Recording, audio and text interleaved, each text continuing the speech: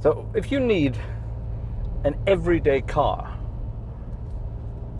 to, you know, do everyday things like driving to the shops, driving to and from work, if you're allowed to work, which obviously we're not at the moment because it's Corona season, then you need a sort of a sensible car. And a ratty old Mercedes is not a sensible car. So when our lease ran out on our old everyday car, we decided to get a new everyday car. And that was also going to be a leased car because we can't afford to buy a normal. We can't afford to buy a car, a new one anyway, and it has to be sort of relatively new because it has to be reliable. So we decided to stick to the same company we had from the last lease, and that was Skoda. Or Skoda if you are Sean Connery or want to show off and pretend you can speak properly. And for those of you who don't know what Skoda is, so we're talking people in the United States and over that side of the Atlantic, Skoda belongs to the Volkswagen Audi group, and it's actually a car company that's been around for a very, very long time. It's been around for well over 100 years, I think. Don't quote me on that, but I think it's been around for 100 years. And it's from the Czech Republic, or as it used to be called, Czechoslovakia. And back in the 80s, they built some pretty rotten two-stroke mid-engine rubbishy cars, which have actually become rather collectible nowadays. But since they've been taken over by the Volkswagen Audi group, they've started making some rather good cars. And the one we had before was the sort of the what do you call it, the saloon or limousine version of the Skoda Superb. And it's so called because it is actually a rather superb car. It's big, it's spacious, it's got lots of technology, it does everything you need it to do, and it doesn't cost an arm and a leg. The Superb is about as big as an Audi A6 and costs about 20,000 euros less than an Audi A6. So when the 3 years were up on the Superb, we decided to go back to the local Skoda dealership and ask them what they could give us. And because I'm now a middle-aged man, I thought maybe something a little more SUV-like would be rather cool. And in the Skoda lineup, I think there are currently 3 SUVs, a small one, a medium-sized one, and a large one. Now, when I say large SUV, I'm talking about European large, not US large. So we decided to go for the large one. That's about the same size as the Superb used to be, and it's named after, sorry, I'm looking at this junction here, it's rather busy, and it's named after a Canadian bear, or an area up there, and it's called the Kodiaq. Now, I don't know if you've heard of the Skoda Kodiaq, but it's a rather good, rather well-equipped, well-priced, reasonable, sensible vehicle. Okay, so here's the interior of our Skoda Kodiaq, and as you can see, it sort of kind of looks like your sort of average or your normal Volkswagen Audi group stuff. Now don't forget, Volkswagen Audi is responsible for everything from the tiniest little Volkswagen, but it's not the Polo, is it? There's one even smaller than the Polo, and it goes all the way up to like the Bugatti Chiron. That's all sort of Volkswagen Audi. So Skoda is sort of somewhere in the middle. Quality-wise, I would say it's the same as Volkswagen, maybe not quite as good as Audi yet, but you know, price-wise, it's a lot less than Volkswagen. So it's, you know, for people who want all the creature comforts of a Volkswagen Audi car, but don't necessarily want to pay for the name Volkswagen or Audi. Makes perfect sense. It even has a sort of a flying chicken, I think it is, as a logo, which is kind of funny, I think. Anyway, so, you know, it's got everything you need. It's got gears. We've got the DSG, the double clutch 7-speed, which is very, very economical in its normal mode. There is an eco mode, which I never use because it just doesn't change at all, basically. It gets into the highest gear possible and then stays there. It's very lazy there, and I don't like that. And there is a sport mode on it, which doesn't fit this car at all because it changes up far too late and it changes down far too early, so it makes for a very jumpy ride, which doesn't fit this car. Now, something that is rather interesting, and I think it must have been an optional extra on this car, it's something you don't see, certainly don't see on Audis very often these days, and it's on the left side of the steering wheel. It's a stalk that moves up and down and in and out. Now, I think the Audi features, they only have the in and out movements because that controls the flashing beams, you know, your flashing high beams. That's definitely standard on all Audis, but the up and down movement, that controls sort of lights at each corner of the car. They're called indicators, and they're there to let other road users know what you're thinking of doing, coming out of junctions, going off roundabouts, overtaking and things like that. You very rarely see that on an Audi these days. I think that must be a very, very expensive optional extra on an Audi. It just said welcome to Skoda on the screen there. So we have, we have a normal sort of computer thing here, and it's a touch screen. I've cleaned it so you don't see all the dirty finger marks, but it's got everything you need. It's got navigation. If I open this, I can put my telephone in there. It's got sort of a wireless charging port, but I can also connect my iPhone with this cable to one of the USB slots, and I have my Apple CarPlay, which is very useful. Now I'm just going to leave the map on there. I shall zoom right out so that you sort of see where we are in relation to the rest of the world. There you are. All it says is Brussels and Stockholm. Well, we're somewhere east of Brussels. So in the middle we have, this is one of the optional extras that this car did come with. It's got the digital display, which I think is rather great, and it's not quite as big as the other digital displays you might find in an Audi or a Porsche model, but it's big enough. It's got everything you need, and it is configurable, which is great. So with all these buttons and toys, and even here from this screen, you can configure your center screen there in front of you to tell you what you want. And because I'm Scottish originally, I've got it set up to tell me how much fuel we've got left in the tank and how economical we are currently being with our fuel, because that's the kind of guy I am. You can, of course, have your navigation map in here as well. The car doesn't come with a heads-up display. That would have been an optional extra we could have got, but you don't really need it. Not in a car like this, I don't think. And you can, like I say, have the map in there. So if you're in uncharted territory, you can sort of see where you're going without having to look all the way over here. We have a center cubby, as usual. All cars have something like this, which is quite handy. And there's this sort of here with cup holders. And because this is a Skoda, being practical, this comes out and it can be turned over and popped back in. And now it's kind of just a sort of tray to put things on. And because we're sensible people, during our Corona time, we have a bottle of hand disinfectant there. That's what we have on our little tray at the moment. So that shall disappear. Now, one of the things I don't like about the car, although it's actually something rather nice about the car, is all this beautiful sort of sort of glossy black grand piano kind of stuff here. Yeah, it looks all very beautiful when it's clean. So I always have a microfiber towel there, so that I can keep this perfectly clean, because once you get all sort of sticky fingerprints all over it, it looks pretty grotty.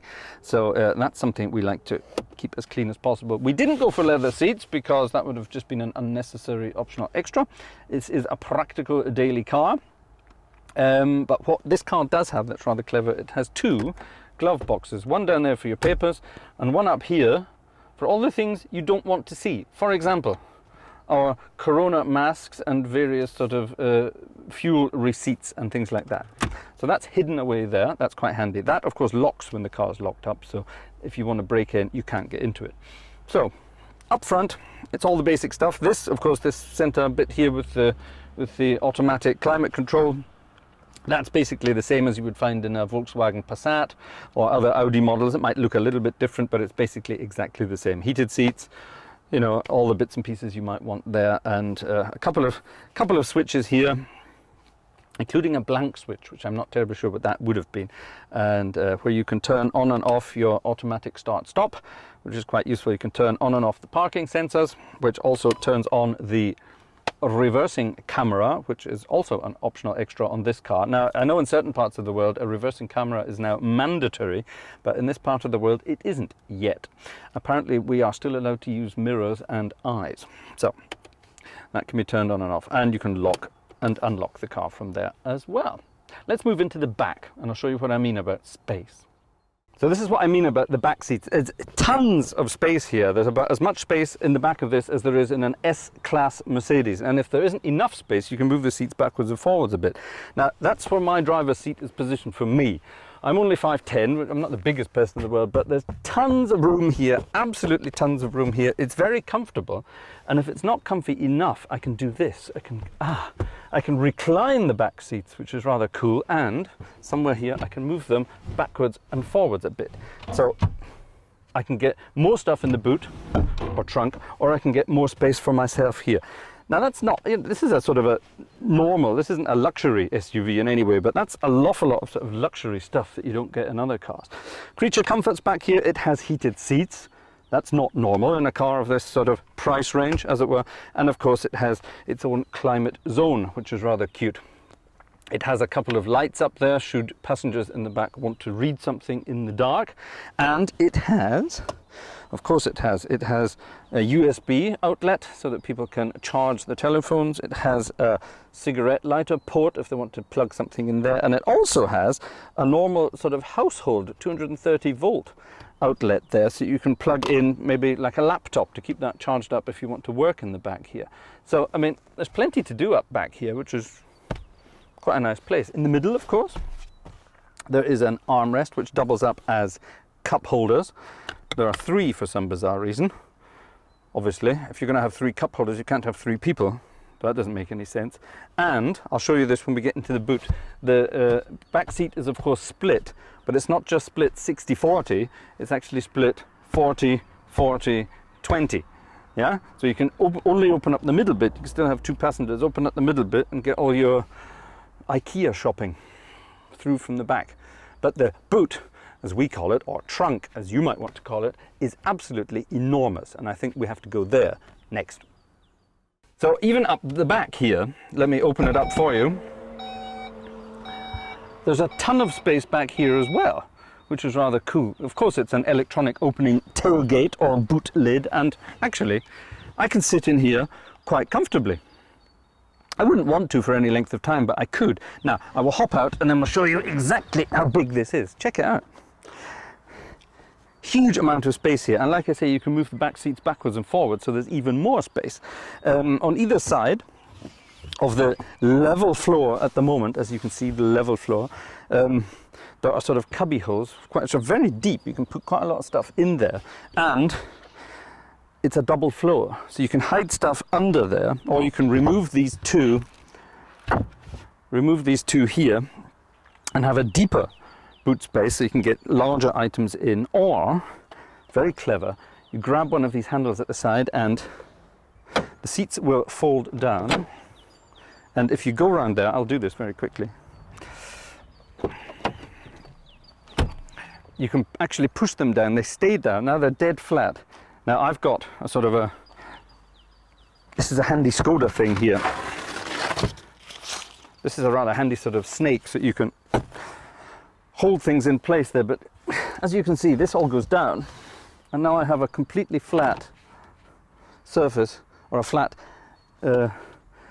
surface all the way through the car to load incredibly large items. Now, there's probably a number associated to this, however many cubic liters of space this car has. I have no idea what it is, but it's a lot, or it's enough. Most important thing is this, actually, the height of getting stuff in the door. It's big. You can get big things in here. So that's rather handy. Unfortunately, it is quite a high loading height, but it's got this sort of plastic savvy stuff here and this plastic bit here, so you're not scratching your paintwork, which is kind of important. So that's pretty much all you need. From outside, you can see how big it is. Now, like I say, I'm 5'10", and it's not quite as high as I am, but it's high. It's high enough, so you're quite high off the road. It has keyless entry and all that sort of stuff, which is quite handy. So just pull on it and it will open up automatically, or touch on it and it will lock. I've only got 18-inch rims, 18-inch wheels on here with comfortable tires. You can get a sportier version with more fun things than that, but you don't need it. Not on an everyday car. But in a bit of white and black, it looks all right, doesn't it? Check out the chicken. So even from the front, it's not a bad looking car. Now some people think it looks a bit like, so it's got a Porsche touch to it at the front with these sort of menacing looking LED lights and the fog lights down below there and things like that. I personally think it looks like a Skoda. It's got that sort of nice grille. I'm covering it at the moment deliberately because I don't necessarily want you to see my complete registration number. I want to be secretive about that. But nonetheless, it's a rather good looking vehicle. Skoda's all about clever little features or clever little extras that you don't really think about. Now, you know what it's like. You go shopping and you sort of open your door, there's a car parked here. You can see we're in a car park, an unused car park at the moment. And we've already had our first sort of car park scrape here, which is a little annoying, and that is annoying. But what amazes me is this car will not hurt other cars when you open the door. As you open the door, see that? This little rubber piece comes out to sort of protect, first of all, protect my door, but also if it opens and touches someone else, it sort of protects them because it's rubbery. And that moves automatically in and out. If you come around the other side, you can see it doing this automatically.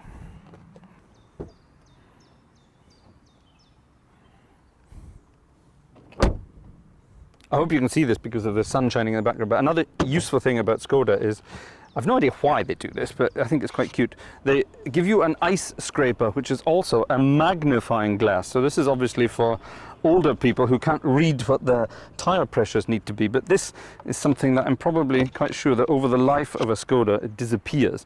But there's a nice little handy Skoda magnifying glass and ice scraper in there.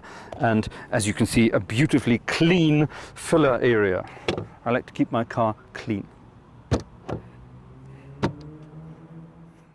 When you buy a car like this, or when you buy a car in general, there's one thing that you really need to have. And there's one thing that you dream of having. And that is, especially on a day like today, when there's absolutely no rain whatsoever, you want a built-in umbrella.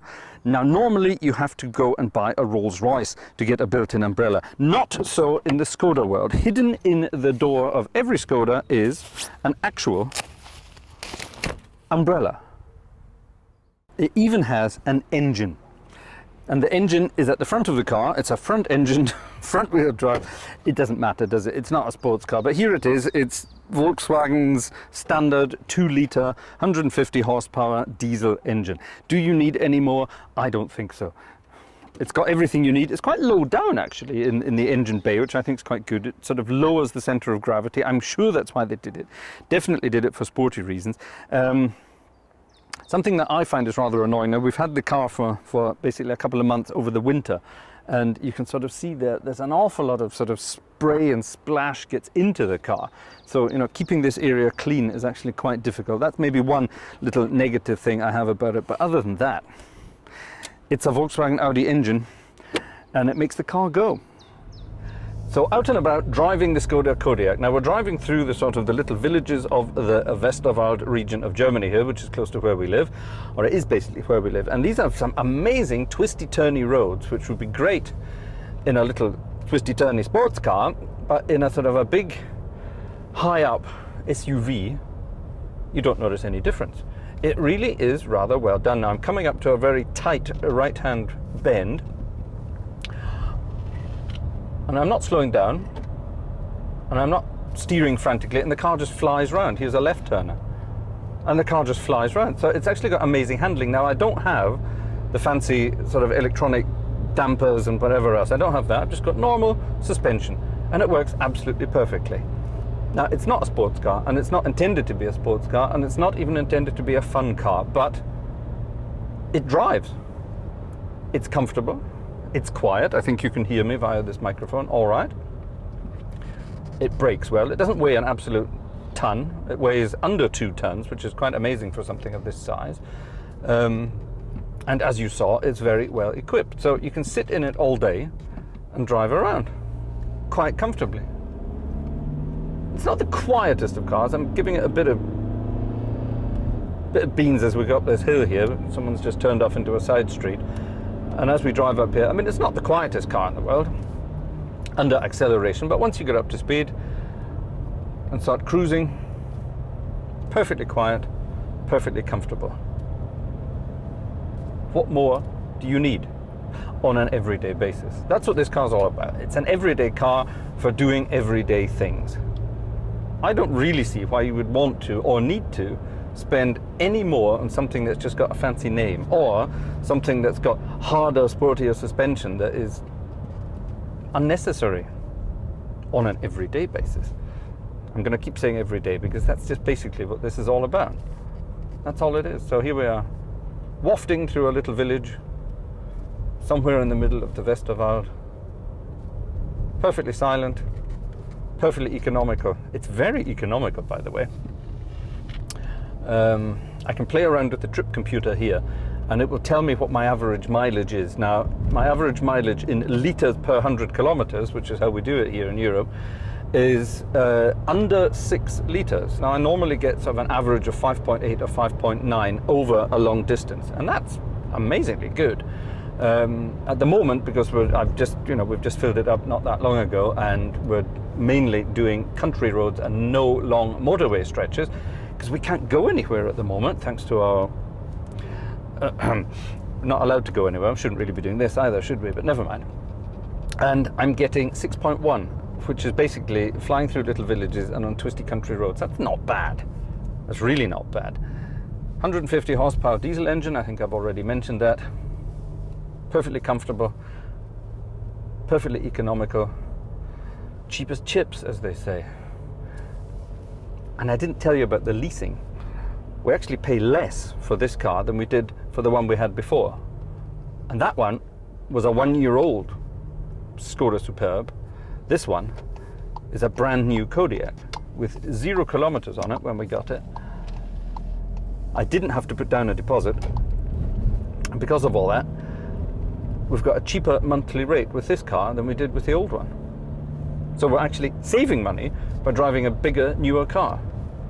That's the kind of stuff I like. Not bad.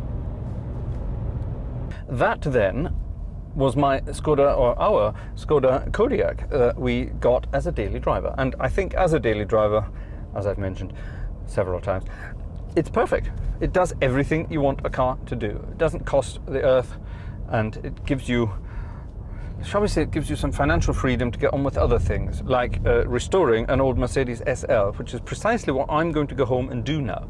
This was just a sort of brief introduction to our other car, and now it's time to go home and continue getting the Mercedes ready for the summer season. And as you can see with the weather at the moment, it is a proper summer season. It's 22 degrees Celsius outside, which is absolutely, 22 and a half. It's just gone up, which is rather wonderful. It's only the beginning of April. So that's at least one positive thing about this Corona season we're enjoying at the moment. So here we are back on the main road again, heading home. Thanks for watching. See you next time with a bit more Mercedes work. Bye bye.